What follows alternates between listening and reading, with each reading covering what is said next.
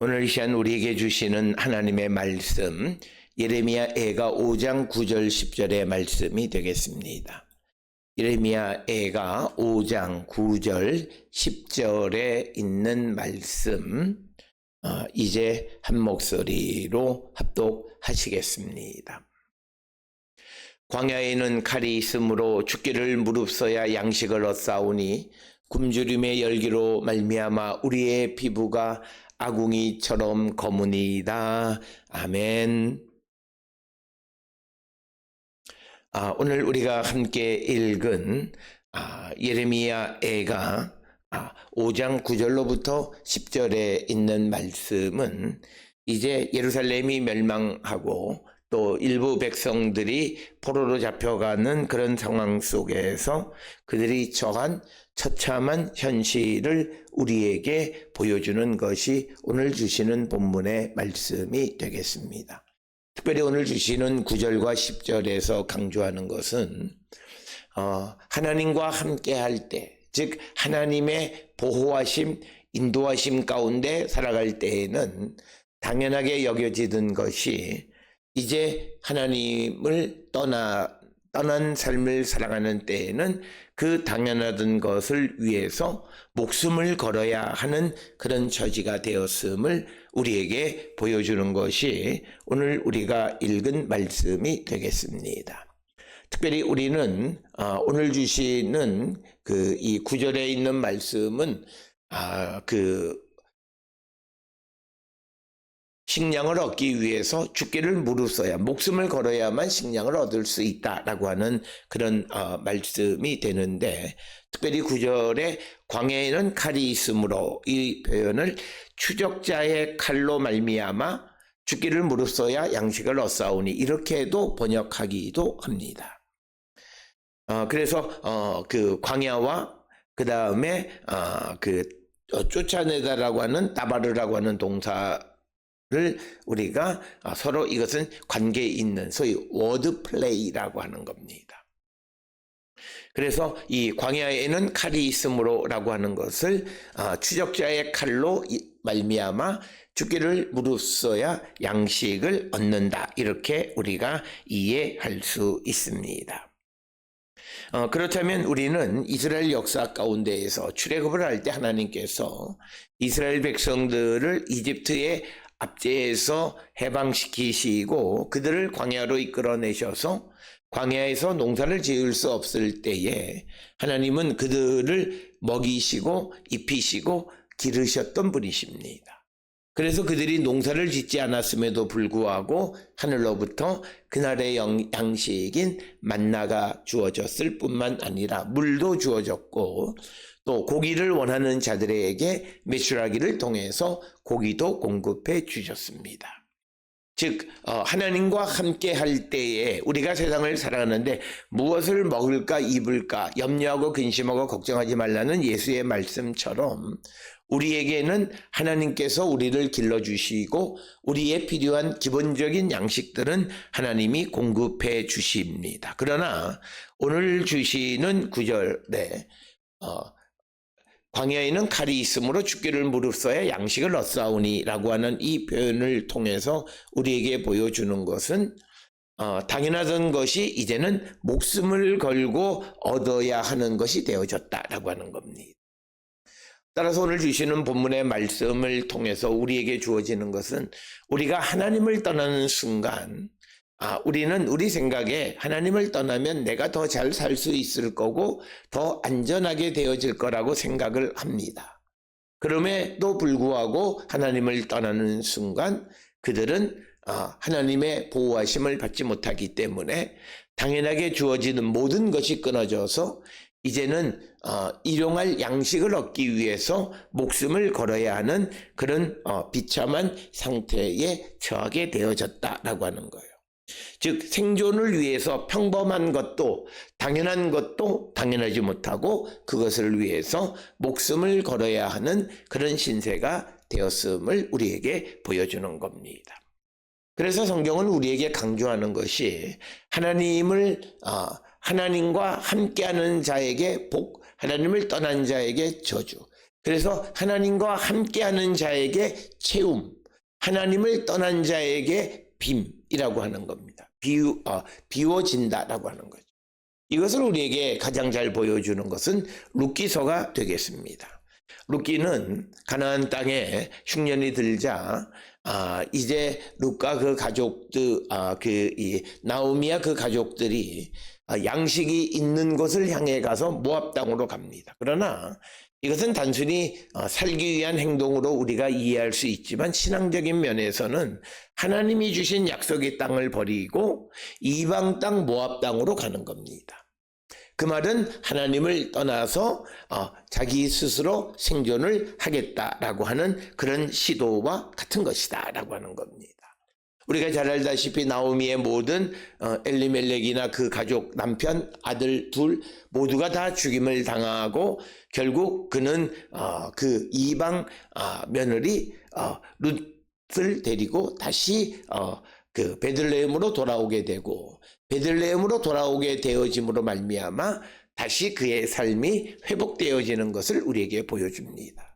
그래서 오늘 주시는 본문의 말씀과 연관지어 우리가 생각할 수 있는 것은 하나님을 떠난 자들의 삶은 비워진다라고 하는 것. 그러나 하나님과 함께하는 자의 삶은 채워진다라고 하는 거예요. 그래서 우리가 빔과 채움이라고 하는 것 사이에 가장 중요한 것은 내가 지금 하나님을 향해 가고 있는가. 그러니까 하나님이 없는 사람들은 많은 것을 가져도 공허합니다. 그러나 하나님이 있는 사람들은 그렇게 많은 것이 없어도 마음에 풍요로움이 있고 풍족함이 있다는 거예요. 그래서 우리의 삶이 채워지는 것은 내가 애쓰고 수고하는 것도 중요하지만 더 중요한 것은 주님 안에서 애쓰고 수고할 때 내 삶이 채워진다. 그래서 오늘 주시는 본문의 9절에 있는 말씀은 광야에 있는 칼이 있기 때문에 죽기를 무릅써야 양식을 얻는다라고 하는 지금 비워져 있는 상태입니다. 그들이 하나님 앞에 범죄하고 하나님을 떠났기 때문에 그들의 삶은 비워져 있고 그래서 그들은 허기지고 굶주림에 지금 허덕이고 있는 상황이 되어졌고 그래서 그 허기를 채우기 위해서는 목숨까지 바쳐야 하는 그런 절망적 상황에 처해 있다라고 하는 것이 오늘 우리에게 주시는 본문의 말씀입니다. 따라서 우리가 내게 재물이 많다라고 해서 내 마음이 풍요로운 것 아닙니다.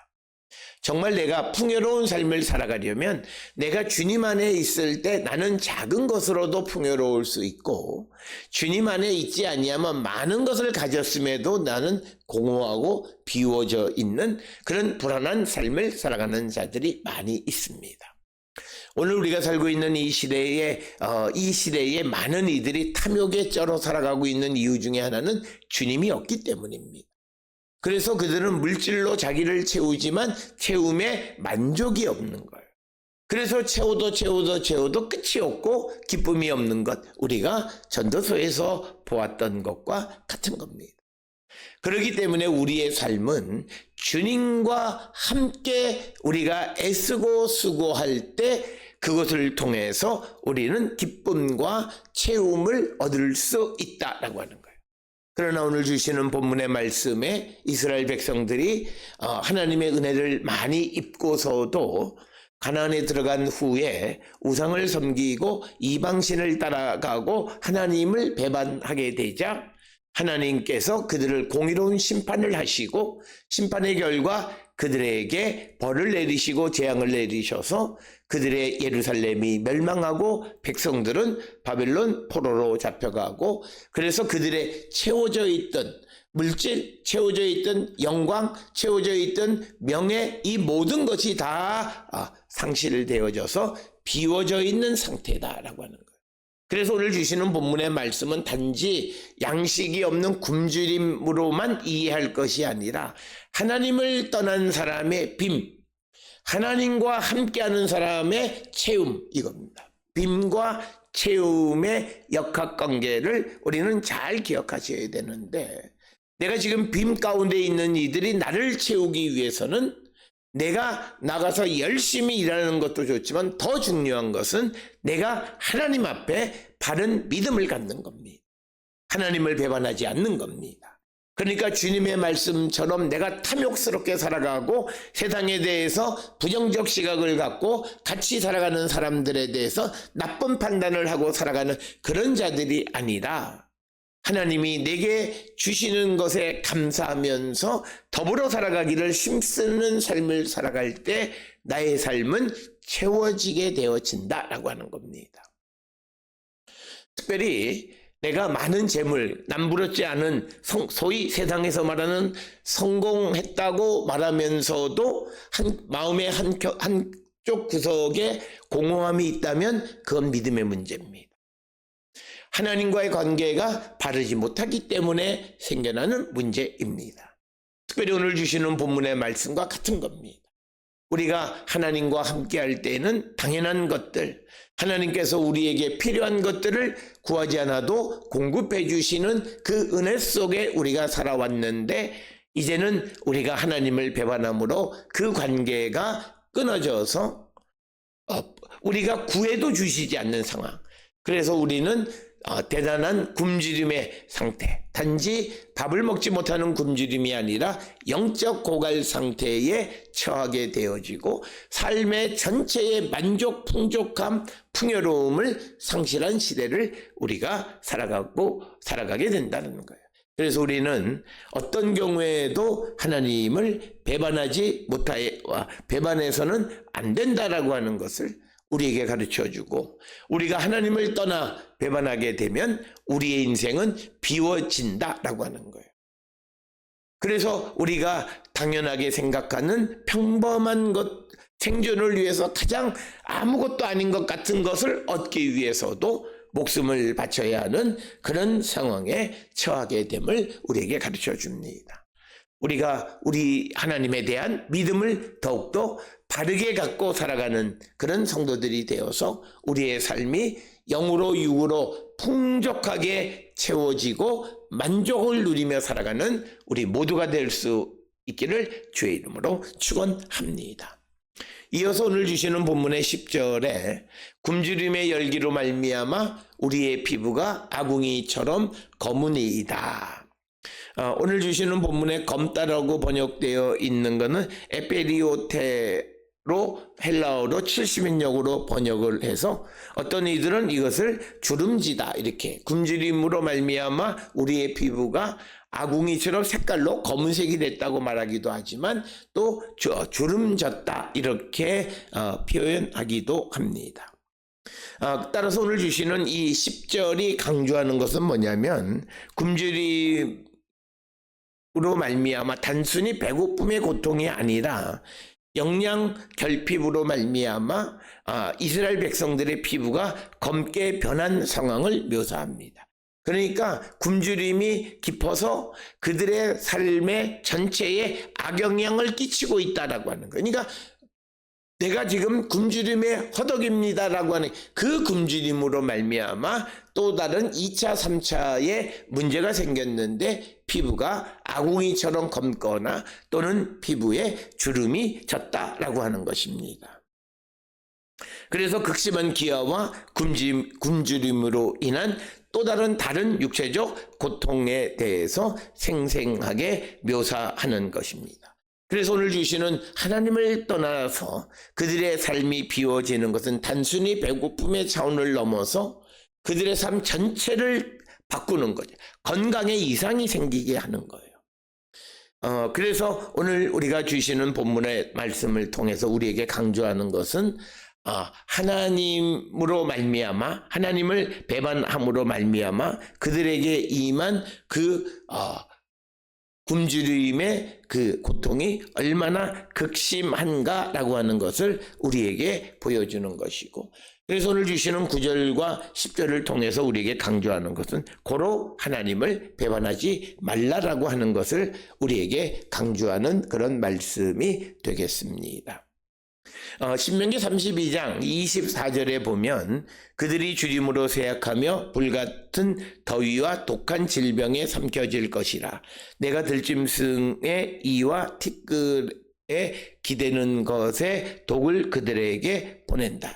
그래서 굶주림으로 점점 쇠약해지는 모습 우리의 건강 전체에 악영향을 끼치는 모습을 묘사하고 있는 것이 오늘 주시는 9절, 10절, 특히 10절에 있는 말씀이 되겠습니다. 그래서 우리가 이런 상황, 광야에서 칼이 있으므로 먹을 것을 얻는 것은 목숨을 걸어야 하고, 또 굶주림 때문에 지금 우리의 피부가 아궁이처럼 검게 되어졌는데, 그런 상황 속에서 8절 끝에 나와 있는 것처럼 그들의 손에서 건져낼 자가 없다. 이런 상황 속에서 우리를 구원해낼 자가 없다.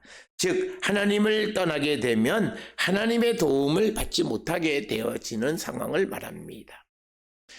그래서 오늘 주시는 본문의 말씀을 통해서 우리에게 더 중요한 것은 특별히 우리와 하나님 사이의 관계가 끊어지지 않았는가를 잘 생각하셔야 됩니다.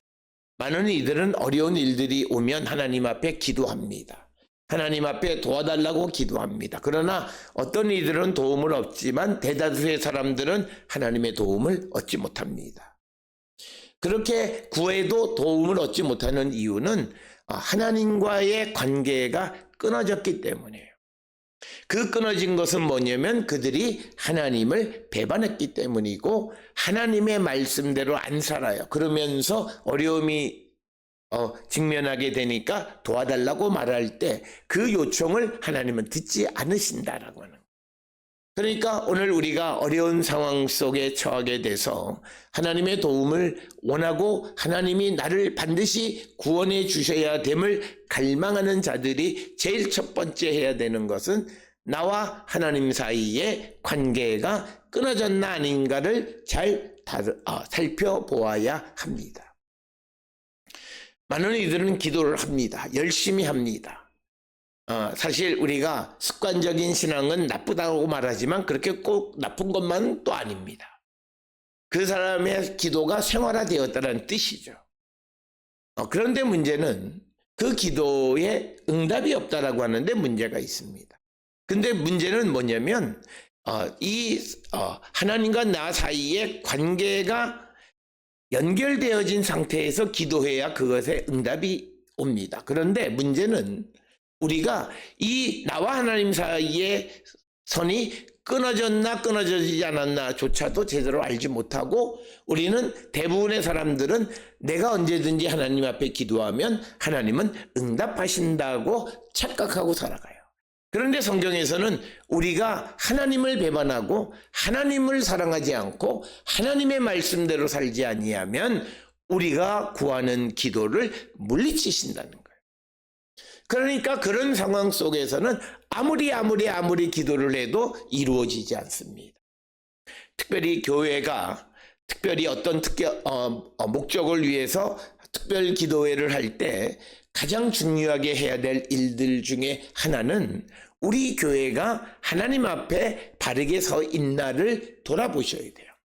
대부분은 그거 생각하지 않아요. 그냥 내 생각대로 하고 내가 하면 다 옳다고 생각하는 거예요. 그래서 교회들이 특별히 어떤 특별 기도회를 하더라도 우리의 잘못을 돌아보지 않아요. 그러고는 기도해요. 그러니까 열매가 없어요. 그러니까 기도라는 것이 그냥 어떤 일상적인 하나의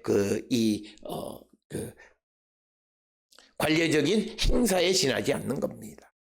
그런데 그 가운데 어떤 이들은 은혜를 받아요. 그런데 그 문제는 그가 하나님 앞에 자신의 죄를 자복하고 자기의 부족함을 고백할 때 하나님 그는 도와요. 그래서 우리가 같이 기도하는데 어떤 이들에게 은혜가 있고 대부분은 은혜가 없어요. 그 은혜 받는 사람들의 특징은 그가 하나님 앞에 자기를 성찰하고 자기의 잘못을 뉘우치고 주께 돌아가기를 결단하면 하나님은 그를 도우시고, 다른 사람들의 기도를 듣지 않으심에도 그의 기도를 들어 응답해 주신다라고 하는 거예요.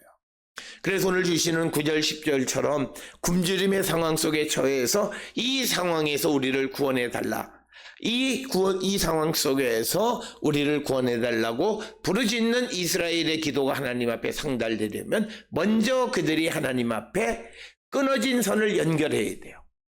죄를 자복하고 주께로 돌아가기를 결단하고 내가 일상 속에서 다 단 하나라도 하나님의 말씀대로 살아가려고 힘쓸 때 하나님은 우리에게 은혜를 베풀어 주십니다. 특별히 여기서 우리가 내가 하나님 말씀대로 살지라고 하는 사람들이 착각하는 건 도덕적으로 살아가는 것을 말씀대로 살아간다고 생각해요. 그건 아니에요. 하나님의 말씀대로 살아가는 것은 뭐냐면 우리가 특별히 내게 주신 것을 나눌 줄 알아야 돼요. 우리가 무슨 율법적인 도덕적인 가르침도 있어요.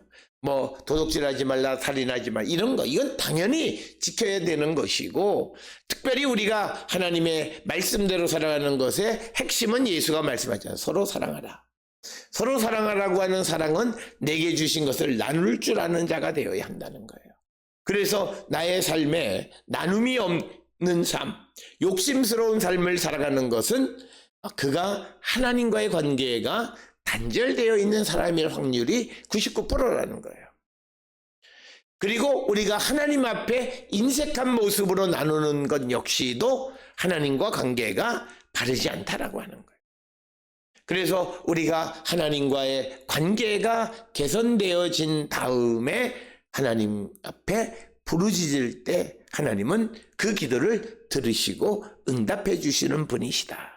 따라서 우리가 비록 내가 하나님 앞에 범죄해서 굶주림의 상태, 비어있는 상태가 되어졌다 할지라도 하나님께로 돌아가 죄를 자복하고 주님의 도우심을 구하면 하나님은 우리를 채우시고 우리에게 은혜를 베푸셔서 우리를 다시 세워주시는 분이시다.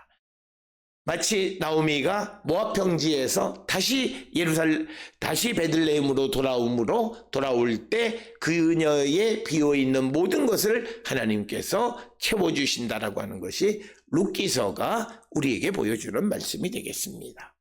오늘 주시는 본문에서 지금 나의 상황이 어떠하든지가 중요한 것이 아니라 그 상황 속에서 하나님 앞에 나가면 하나님은 우리를 세워주시는 분임을 확실히 믿고 주께로 나가는 우리 모두가 될 수 있기를 주의 이름으로 축원합니다.